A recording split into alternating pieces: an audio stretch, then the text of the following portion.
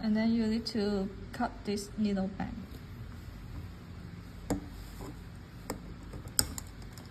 And then flip the upper cabin over.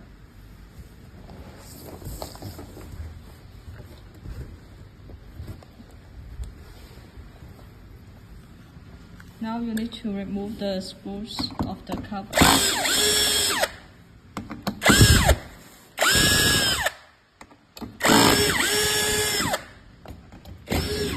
You need to use the hand to hold the fence in case it falls down.